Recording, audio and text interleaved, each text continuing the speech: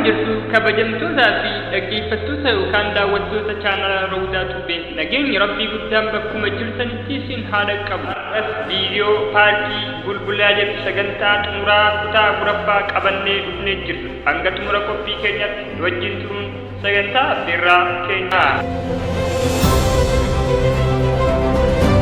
Viidiyoo har'a qabannee dhufne kana keessatti dachee diriirtuu mukkeen magariisa ta'an manoota yaalii akka namni aara itti galfatu dargaggoonni gurmuudhaan ijaaranii lafatti osoo milkaa'in hafe kanneen isin daawwachiifna. Hanga xumura qophii keenyatti nu wajjin turaa isiniin jenna.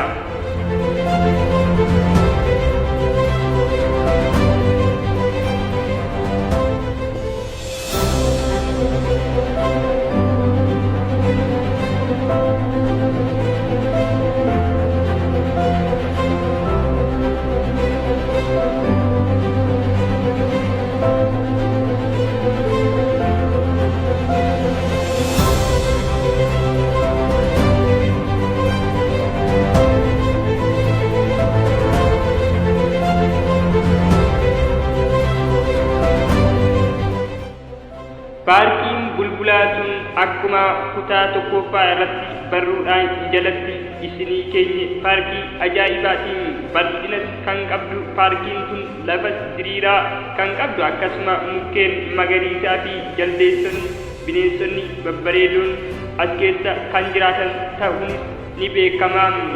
Haa ta'u malee sochii garaagaraa waan dhabeef jecha akkanumatti hafee battalumatti osoo hin daawwatamin hafuun isaa ni beekama.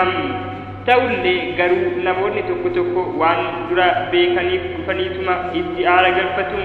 Baay'inaan yeroo bonaa waan akka malee daaraan akka malee hammaatu jecha paarkii kanatti aara hin galfatanii.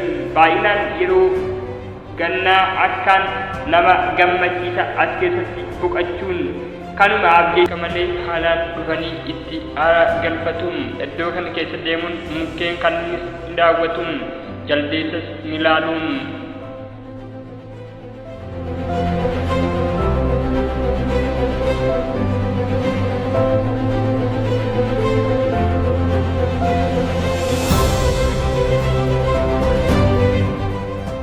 Akkuma argaa jirtan manneen babbareedoo iddoo aara galfii kan ta'an kana yeroo jalqabaatiif dargaggoonni naannoo kana jiraatan gurmaa'uudhaan ijaaranii hawaasaaf gahuudhaaf gahee guddaa taphatanii turaniif.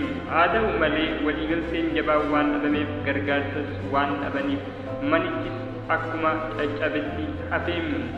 Inumaa bira dabruudhaan osoo hin daawwatamin jaldeessaa fi fooyyeen bineensonni garaagaraa keessa galuun namnis guyyaa guyyaa sagaraa itti bahuudhaan manichi akka namatti caccabee hafee har'a gahee jira.